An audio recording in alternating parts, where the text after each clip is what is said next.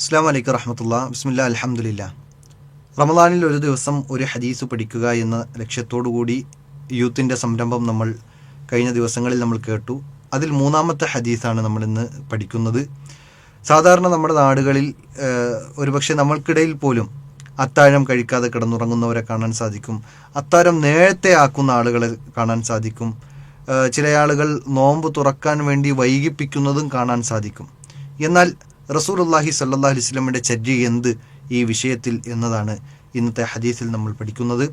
മഹാനായ അബി അത്തിയ റളിയല്ലാഹു അൻഹു അബു അത്തിയ റളിയല്ലാഹു അൻഹു പറയുകയാണ്, ഖുൽതു ലി ആയിഷ റളിയല്ലാഹു അൻഹ, ആയിഷ റളിയല്ലാഹു അൻഹയോട് ഞാൻ ചോദിച്ചു, പറഞ്ഞു എന്ന് പറഞ്ഞിട്ട് ഈ ഹദീസിൽ പറയുന്നു, ഫീന റജുലാനി, ഞങ്ങളിൽ രണ്ടാളുകളുണ്ട്, എനിക്കറിയുന്ന രണ്ടാളുകളുണ്ട്.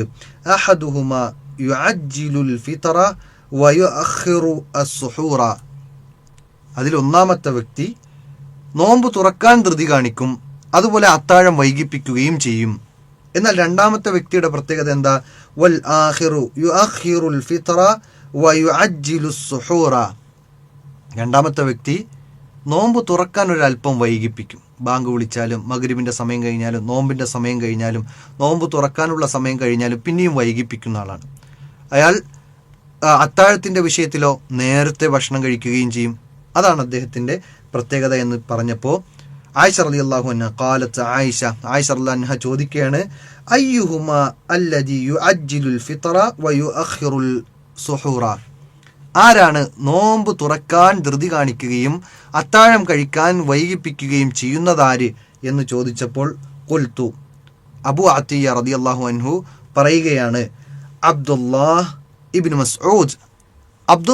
മസ്ഊദ് റളിയല്ലാഹു അൻഹു ആണ് ആ രൂപത്തിൽ നോമ്പ് തുറക്കാൻ ധൃതി കാണിക്കുകയും അത്താഴം കഴിക്കാൻ വൈകിപ്പിക്കുകയും ചെയ്യുന്നത് എന്ന് പറയുന്നുണ്ട്.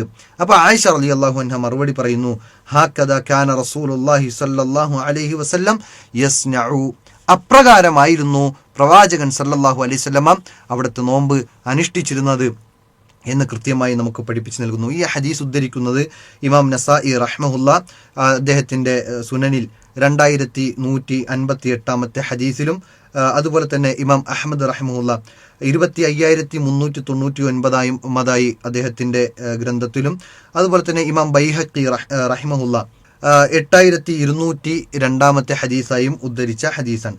ഹദീസിൻ്റെ അർത്ഥം ഞാൻ പറഞ്ഞു, രണ്ട് വ്യക്തികൾ, ആ രണ്ട് വ്യക്തികൾക്ക് രണ്ട് പ്രത്യേകതയാണ്. ഒന്നാമത്തെ വ്യക്തി അത്താഴം വൈകിപ്പിക്കുകയും നോമ്പ് തുറക്കൽ ധൃതി കാണിക്കുകയും ചെയ്യും. രണ്ടാമത്തെ വ്യക്തി അത്താഴം നേരത്തെയാക്കുകയും നോമ്പ് തുറക്കാൻ വൈകിപ്പിക്കുകയും ചെയ്യും. ചില ആളുകളുടെയെങ്കിലും ധാരണ നോമ്പ് തുറക്കാൻ വൈകിപ്പിച്ചാൽ വീണ്ടും അത്രയും നേരം നോമ്പ് തുറക്കാൻ വേണ്ടി അല്ലെങ്കിൽ നോമ്പ് അനുഷ്ഠിച്ച അവസ്ഥയിൽ മുന്നോട്ട് പോയി കഴിഞ്ഞാൽ കൂലി കൂടുതൽ കിട്ടുമല്ലോ എന്ന ഒരു തെറ്റായ ധാരണ അത്തരം ആളുകൾക്കുണ്ട്. അത് തിരുത്താനാണ് ഈ ഒരു ഹദീസിൽ ഇവിടെ അള്ളാഹുവിൻ്റെ റസൂൽ സല്ലല്ലാഹു അലൈഹി വസല്ലമയുടെ ചര്യയെ നമുക്ക് പഠിപ്പിച്ചു തരുന്നത്. അവിടെ അബ്ദുല്ലാഹി ഇബ്നു മസ്ഊദ് റളിയല്ലാഹു അൻഹു ആണ് ആ രൂപത്തിൽ നോമ്പ് തുറക്കാൻ ധൃതി കാണിക്കുകയും അത്താഴം വൈകിപ്പിക്കുകയും ചെയ്യുന്നത് എന്ന് ആയിഷ റളിയല്ലാഹു അൻഹ അറിഞ്ഞപ്പോൾ, ഹാകദാ റസൂലുള്ളാഹി സ്വല്ലല്ലാഹു അലൈഹി വസല്ലമ അപ്രകാരമായിരുന്നു യസ്നഉ ചെയ്തിരുന്നത് എന്ന് പറയുമ്പോൾ പ്രവാചക ചര്യയെ പിൻപറ്റലാണ് ഒരു മുസ്ലിമിന് ബാധകമായിട്ടുള്ളത്. ഒരു മുസ്ലിമിന് ഏറ്റവും സുന്നത്തിനോട് ചേർന്ന് നിൽക്കുക എന്നതാണ് അവന് ഏറ്റവും ഗുണകരമായിട്ടുള്ളതും. കാരണം വമാ അതാകുമുർ റസൂലു ഫഖുദൂഹു വമാ നഹാകും അൻഹു ഫൻതഹു, അല്ലാഹു സുബ്ഹാനഹു വതആല വളരെ വ്യക്തമായി പറഞ്ഞല്ലോ, നിങ്ങൾ അല്ലാഹുവിൻ്റെ റസൂൽ സല്ലല്ലാഹു അലൈഹി വസല്ലമ കൊണ്ടുവന്നതിനെ നിങ്ങൾ എടുക്കൂ, അതിനെ മുറുകെ പിടിക്കൂ, അതല്ലാത്തത് വിരോധിച്ചത് അത് പാടെ ഒഴിവാക്കൂ എന്ന് റസൂലുള്ളാഹി സ്വല്ലല്ലാഹു അലൈഹി വസല്ലമയുടെ വിഷയത്തിൽ അല്ലാഹു ആയത്തിറക്കിയിട്ടുണ്ട്. ആ റസൂലുള്ളാഹി സ്വല്ലല്ലാഹു അലൈഹി വസല്ലമയുടെ വിഷയത്തിൽ നമ്മുടെ നിലപാട് എന്ത് എന്നതാണ് വിശുദ്ധ ഖുർആനിൽ നമുക്ക് പഠിപ്പിച്ചു തരുന്നത്. അതുകൊണ്ട് പ്രവാചകനെ പിൻപറ്റിക്കൊണ്ട് പ്രവാചക ചര്യയെ ജീവിതത്തിൽ പ്രാവർത്തികമാക്കുന്നതിലാണ് പുണ്യമെന്ന് നമ്മൾ മനസ്സിലാക്കേണ്ടതുണ്ട്. അതോടൊപ്പം ഈ ഹദീസിൽ നിന്ന് നമ്മൾ മനസ്സിലാക്കേണ്ട ചില പോയിന്റുകൾ, അത്താഴം കഴിക്കണം, അത്താഴം കഴിക്കുക എന്നത് അതിൽ ബറക്കത്തുണ്ട് എന്ന് ആദരവായ റസൂൽ കരീം സല്ലല്ലാഹു അലൈഹി വസല്ലം പറഞ്ഞു. തസഹറു ഫഇന്ന ഫിസ്സുഹൂരി ബറക, നിങ്ങൾ അത്താഴം കഴിക്കൂ, ആ അത്താഴത്തിൽ നിങ്ങൾക്ക് ബറക്കത്തുണ്ട്. നിങ്ങളൊരു ഗ്ലാസ് വെള്ളമെങ്കിലും കുടിച്ച് അത്താഴം ആക്കണമെന്ന് നമുക്ക് പണ്ഡിതന്മാർ പഠിപ്പിച്ചു തരുന്നുണ്ട്. അതുകൊണ്ട് അത്താഴം കഴിച്ചുകൊണ്ടായിരിക്കണം നമ്മുടെ നോമ്പ് ആരംഭിക്കേണ്ടത് എന്ന് ഈ ഹദീസിൽ നിന്ന് പണ്ഡിതന്മാർ നമുക്ക് പഠിപ്പിച്ചു നൽകുന്നുണ്ട്. മാത്രമല്ല, ഇത് വേദക്കാരുടെ നോമ്പിൽ നിന്ന് വ്യതിരിക്തമാകുന്ന ഭാഗമാണ് നമ്മുടെ അത്താഴം എന്ന് പ്രവാചകന്റെ അധ്യാപനം നമുക്ക് കാണാൻ സാധിക്കും. മാത്രമല്ല, അതിൽ പുണ്യമുണ്ട് എന്നും അതിൽ ബറക്കത്തുണ്ട് എന്നും ആ നബി ചര്യയെ പിൻപറ്റുന്നതിലൂടെ പ്രവാചകനോടുള്ള ഇഷ്ടവും പ്രവാചകനോടുള്ള ഇത്തിബായിലൂടെ അതിലും ഒരു പുണ്യം നമുക്ക് നേടിയെടുക്കാൻ സാധിക്കുമെന്നാണ്. ഇനി നബി സല്ലല്ലാഹു അലൈഹി വസല്ലമയുടെ അത്താഴത്തിൻ്റെ പ്രത്യേകതയെക്കുറിച്ച് പറയുന്ന ഹദീസിൽ കാണാൻ സാധിക്കും. പ്രവാചകൻ അത്താഴം കഴിച്ച് പിന്നെ ബാങ്കിൻ്റെ, അതായത് ഫജ്ർ ബാങ്കിൻ്റെ സമയത്തിനും പ്രവാചകൻ അത്താഴം കഴിച്ച് തീരുന്നതുമായി ബന്ധപ്പെട്ട അത്രയും ഗ്യാപ്പ് എത്രയെന്ന് ചോദിച്ചു കഴിഞ്ഞാൽ 50 ആയത്ത് ഓതുന്ന ഗ്യാപ്പാണ്. പ്രവാചകൻ സല്ലല്ലാഹു അലൈഹി വസല്ലമ ഭക്ഷണം കഴിച്ച് അത്താഴം കഴിച്ചു കഴിഞ്ഞാൽ പിന്നെ 50 ആയത്ത് ഓതുന്ന സമയം കഴിയുമ്പോഴേക്ക് ബാങ്ക് വിളിക്കുന്ന, ഫജ്റിൻ്റെ ബാങ്ക് വിളിക്കുന്ന അത്ര അടുത്ത സമയമാണ് എന്നത് അത്താഴത്തിൻ്റെ പ്രവാചകൻ സല്ലല്ലാഹു അലൈഹി വസല്ലം അത്താഴം കഴിച്ചിരുന്ന സമയം അതായിരുന്നു എന്ന് നമുക്ക് കാണാൻ സാധിക്കും. ഒരു 50 ആയത്ത് ഓതാൻ ഒരു 15 മിനിറ്റ് മാക്സിമം മതിയാകും. അതിന് ആ സമയപരിധിയിൽ നിന്ന് നമ്മൾ അത്താഴം കഴിക്കണം. അതിലും നേരത്തെ ഭക്ഷണം കഴിക്കുക എന്നത് പ്രവാചകൻ സല്ലല്ലാഹു അലൈഹി വസല്ലമയുടെ സുന്നത്തിന് കൂടെ നിൽക്കുന്നതല്ല എന്നത് നമ്മൾ പ്രത്യേകം ഓർക്കേണ്ട, മനസ്സിലാക്കേണ്ട വിഷയമാണ്.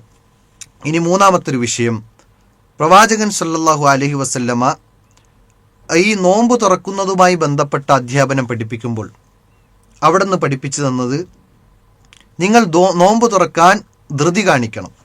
അങ്ങനെ നോമ്പ് തുറക്കാൻ ധൃതി കാണിക്കുന്ന കാലത്തോളം അവർ നന്മയിലായിരിക്കും എന്ന് പ്രവാചകൻ സല്ലല്ലാഹു അലൈഹി വസല്ലമ പഠിപ്പിക്കുന്നുണ്ട്. അപ്പോൾ നോമ്പ് തുറക്കാൻ ബാങ്ക് വിളിച്ചിട്ടും നോമ്പ് തുറക്കാതെ കാത്തിരിക്കുന്ന ആളുകൾ, അല്ലെങ്കിൽ സൂക്ഷ്മതയുടെ പേരിൽ സൂര്യൻ അസ്തമിച്ചിട്ടല്ലേ ഉള്ളൂ, കുറച്ച് നേരം കൂടി ഇരുന്നാൽ നമുക്ക് പട്ടിണിയിൽ പ്രത്യേകിച്ച് മാറ്റമൊന്നും ഉണ്ടാകുന്നില്ലല്ലോ, നമുക്ക് നന്മ കൂടുതൽ കിട്ടുമല്ലോ എന്ന ധാരണയോടുകൂടി ആരെങ്കിലും നോമ്പ് വൈകിപ്പിക്കുകയാണെങ്കിൽ, നോമ്പ് മുറിക്കാൻ വൈകിപ്പിക്കുകയാണെങ്കിൽ അവിടെ പ്രവാചകൻ സല്ലല്ലാഹു അലൈഹി വസല്ലം പറഞ്ഞതിന് എതിരാണ് പ്രവർത്തിക്കുന്നത് എന്നത് നമ്മൾ തിരിച്ചറിയേണ്ടതുണ്ട്. ചില പള്ളികളിലെങ്കിലും അവർ ബാങ്ക് വിളി സെറ്റ് ചെയ്യുന്നത്, അതിൻ്റെ സമയം സെറ്റ് ചെയ്യുന്നതിൽ പോലും അവർ 3 മിനിറ്റ് വൈകിപ്പിക്കുന്ന ചില കാഴ്ചകൾ നമുക്ക് കാണാൻ സാധിക്കും.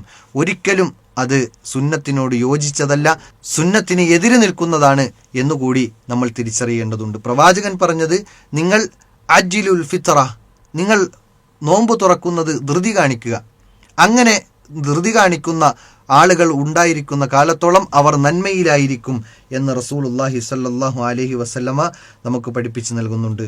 അതോടൊപ്പം ഈ ഹദീസിൽ നിന്ന് നമുക്ക് മനസ്സിലാക്കാൻ കഴിയുന്ന മറ്റൊരു പോയിന്റ്, മറ്റൊരു ഫായിദ, കാര്യങ്ങൾ അറിയാൻ ചോദിച്ചു പഠിക്കുക എന്നത്. ഫസ്അലു അഹ്ല ദിക്റ ഇൻ കുന്തും ലാ തഅലമൂൻ, നിങ്ങൾക്ക് അറിവില്ലാത്ത വിഷയം അറിവുള്ള ആളുകളോട് ചോദിച്ചു പഠിക്കൂ എന്ന് വിശുദ്ധ ഖുർആൻ പറഞ്ഞു.